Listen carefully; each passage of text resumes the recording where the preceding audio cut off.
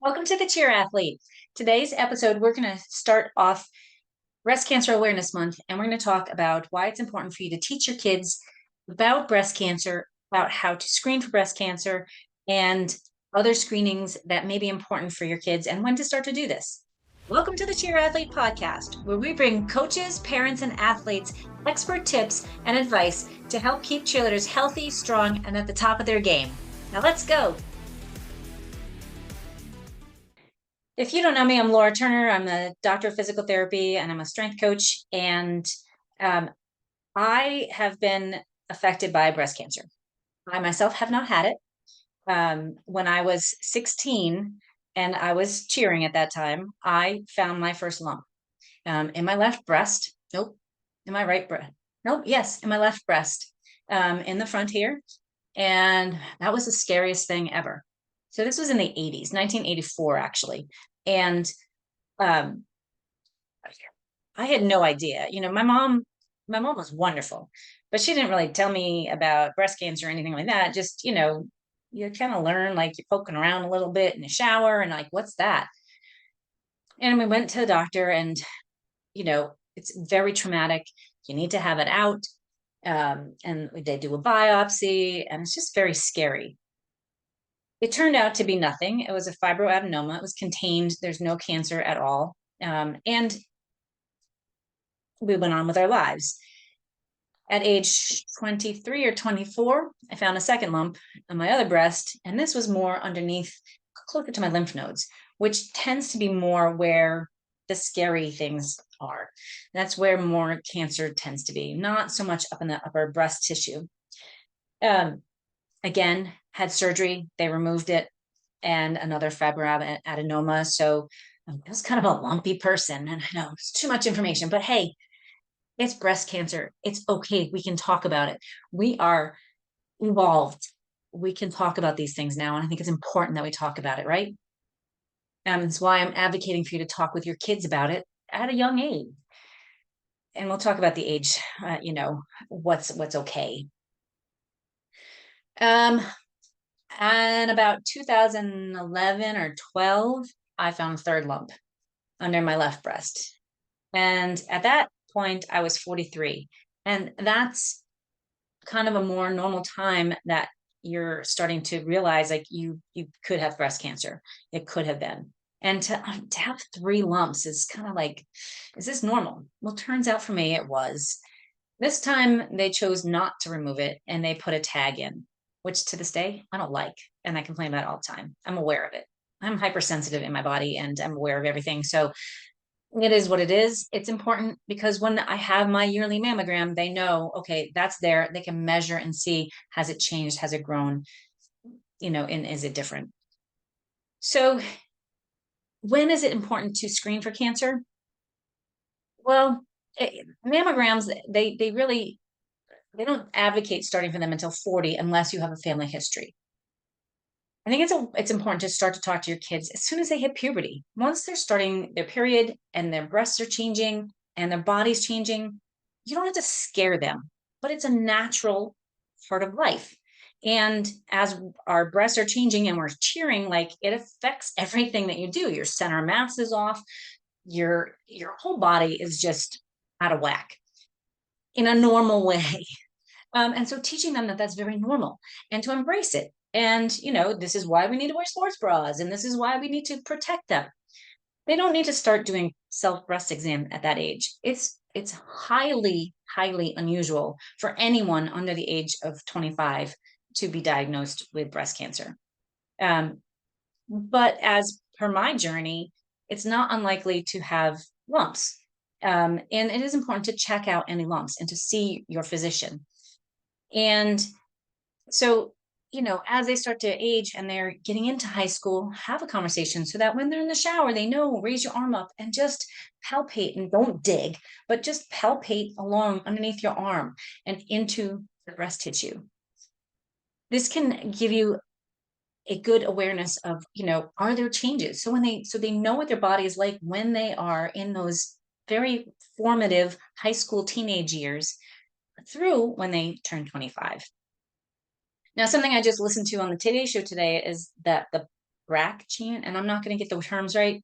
I pay attention. I don't always get the medical language right, but I think it's called the BRCA gene.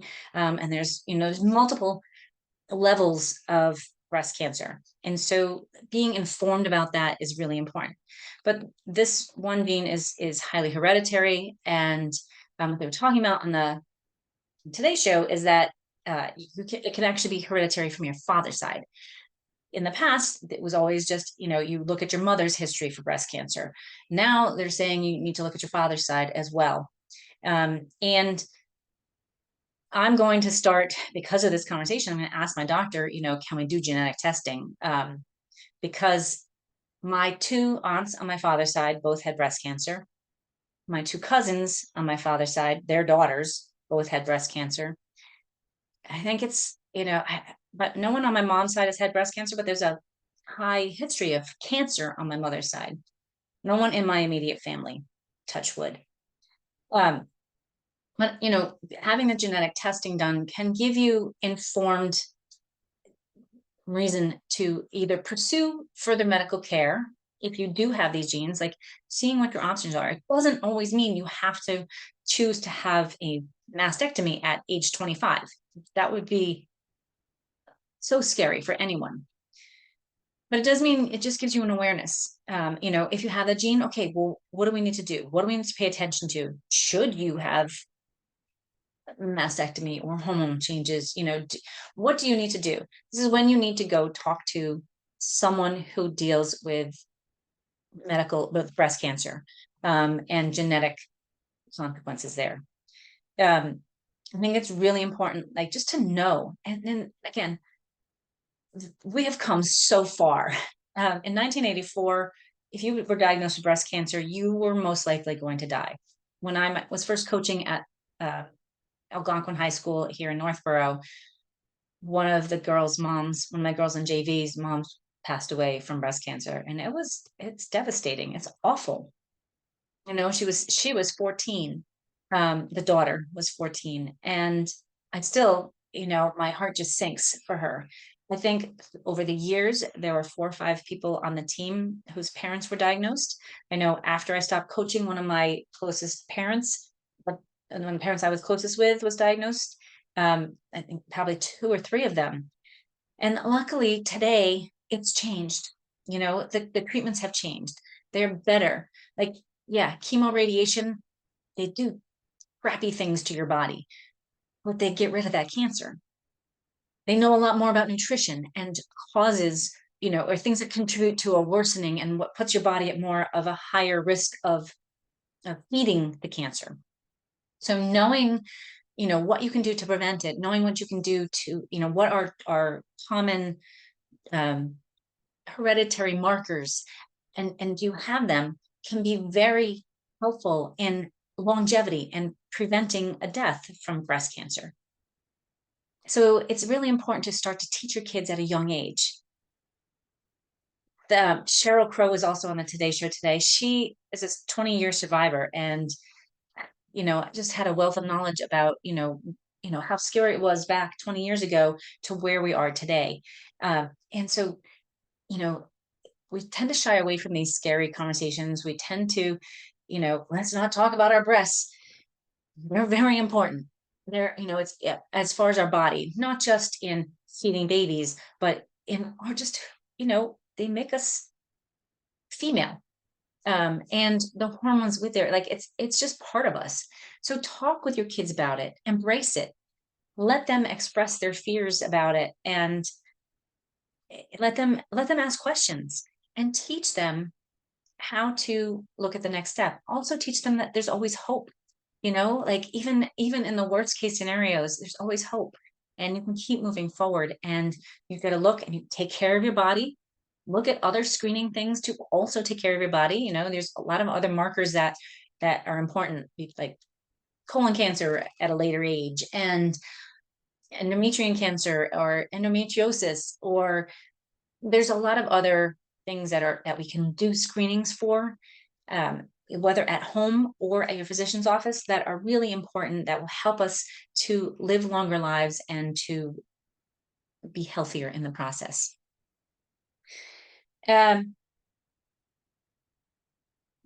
next week on the podcast, I'm going to address a comment that was left on one of my TikToks about, what, you tell me you're not a cheerleader by telling me you're not a cheerleader, or something along that lines. I'm going to talk a little bit about that. So next week. Um, and it has brought up a lot of memories because I just recently went to a high school reunion of which I did cheer, and everybody was, we had a question on our bingo card was, are you, yeah, I was a D1 cheerleader. And I was like, I don't think that's me. I don't think I left that answer because Northeastern was 1AA, but we weren't D1. So I didn't really consider myself a D1 cheerleader. And lo and behold, it wasn't me. The fun part about being there with my friends, was reconnecting and, you know, brought back a lot of memories. It we created a whole lot of new memories. It reminded me of cheering, and a bunch of my high school cheerleading friends were there. It connected me. I was able to get out my book, which was really cool. Like that was just so awesome to like connect with somebody and talk with somebody who's in the strength and conditioning world who took it home. So it brought up all these awesome emotions and memories. And looking back, my high school boyfriend, when I was diagnosed, knew, or not diagnosed, when I found that lump, he supported me along the way and like really had to, help me deal with my own fears. And it was, it's high school's a special time. Wouldn't go back. I talk about memories all the time. No way would I go back, especially dealing with those lumps. Like I don't want to relive that. But they shape us and they form us. And having those friends to reconnect with really helps us bond. And the reason I bring that up, I've had a lot of friends that actually have had breast cancer, and they have survived. They are not necessarily friends from cheer, although again, I've had some friends that have been diagnosed and have survived. Friends of mine outside of cheer, from my lake house, and it's scary, what you have to go through. Like 1 in 5 women at least will be diagnosed. In this my circle, like there was 5 women in my close circle that were diagnosed. They caught it early. They were able to get through. They didn't have to go through a massive amount of treatment, but they did have to go through treatment. Um, on my high school list, there were, we had 330-ish kids in my class. There's probably 85 kids that showed up, maybe 90 through the weekend altogether. And there was like 20 to 30 kids on our list that have passed away. I don't know if any of them have passed away because of breast cancer. But the likelihood that that could happen between now and our next reunion is pretty high. But if we get ourselves screened and we keep looking after our health and we do the preventative measures, we can really make a big difference. So I want your kids to be healthy, to be living life, and to be embracing life and be able to go back to their 40th high school reunion and just celebrate with their friends at the same time. You can see my little pink bow here. A very cute little girl, precocious little girl gave it to me, and I can't remember where I got it. So if you see this and your daughter made this or was giving these out, send me a message because I would love to thank her again. It's pink. In October, we wear pink for breast cancer. We wear pink bows. Cheerleaders wear bows. And I know a lot of times when I was coaching, we did used to wear pink bows and or wear our t-shirts also. When I was coaching at Holy Cross, we did benching for breast cancer to raise funds for breast cancer and got them in the weight room and got them bench pressing and looking to see who PR'd and competed against all the other athletes. That was a really cool event. Let's bring awareness. Let's talk about it. Let's not make it a stigma, and let's teach your kids when they're ready. I can say puberty, but like if they're not emotionally ready, don't dump it on them. Your kids best. But have the conversations and let them talk about it and let it become a natural thing that we do talk about taking care of not only our breasts, but our body. and embracing our body and loving our body for what it is and all that it gives us. If you would have any questions and you want more information, I'll leave a link for the American Red Cross and some breast cancer links in the show notes. And if you have questions about anything, please reach out. I hope you have a great week. Take this month to learn just one little tidbit more about your own health, breast cancer awareness, and something to keep you moving forward. And embrace those friendships that you have, and tell your kids to embrace those friendships too, because they'll last a lifetime. All right. Don't forget, when in doubt, breathe out. Take life one step at a time. You can do anything you put your mind to.